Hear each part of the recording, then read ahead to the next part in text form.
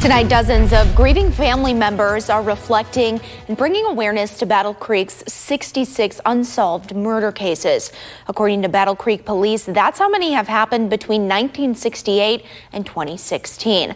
News Channel 3's Maria Serrano is joining us live in studio. And Maria, you spent the afternoon at the memorial where these family members, they were pushing for others to speak up and let police know if they knew anything about their loved ones' cold cases. That's right, I did, Trisha, and I can tell you it was an emotional afternoon, to say the least. A group of several of the victims' family members sharing stories and seeking answers. Many of them say they just need closure and justice to move on.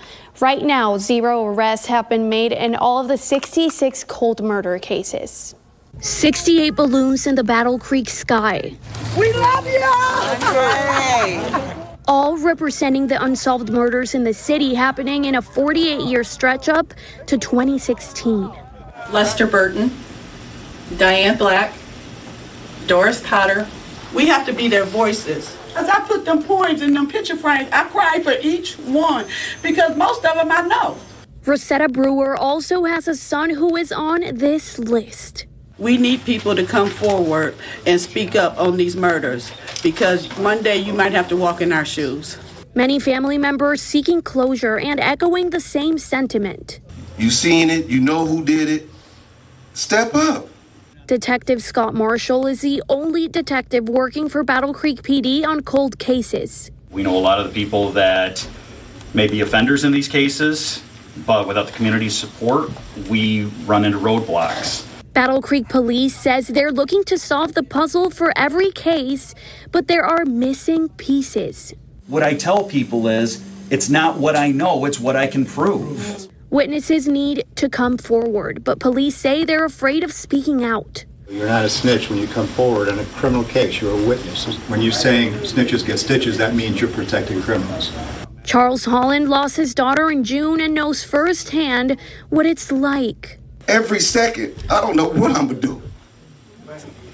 I'm 43, I wasn't supposed to lose my baby. And I gotta deal with it. Come on.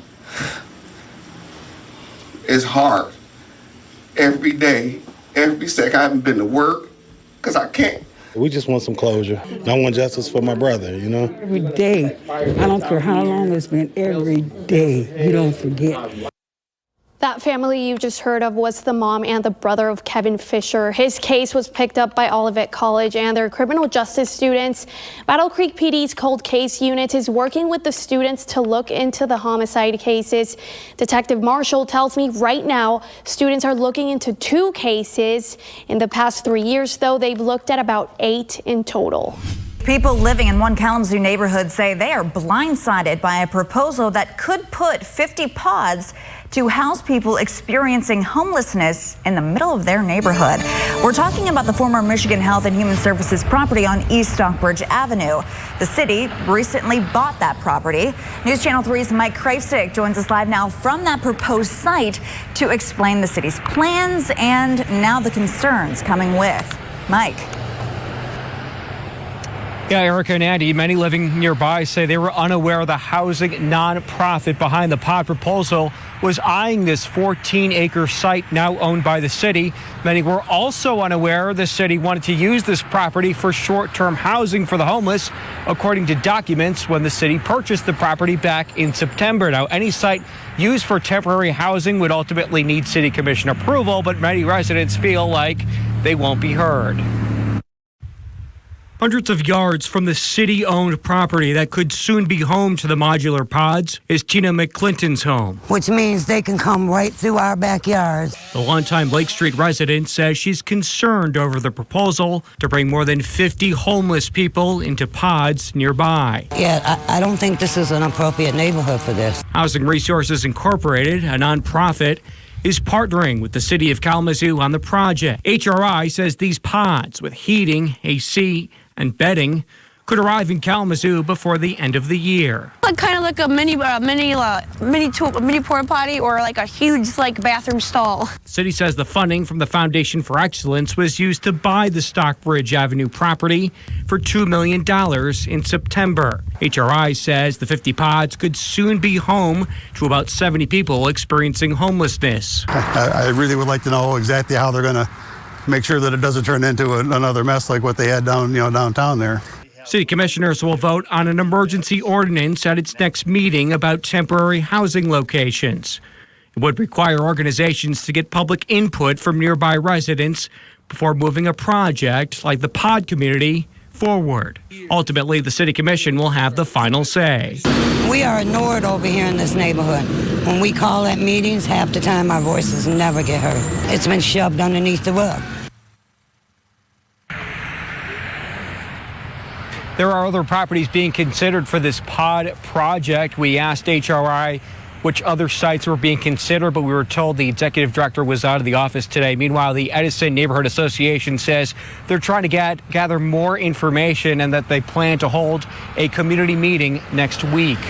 We've already seen drivers sliding off those slick roads, and lots of people are going to be traveling over the next week, and that means now is the time to get ready to go and to make sure that you don't get stuck while you're on your way there.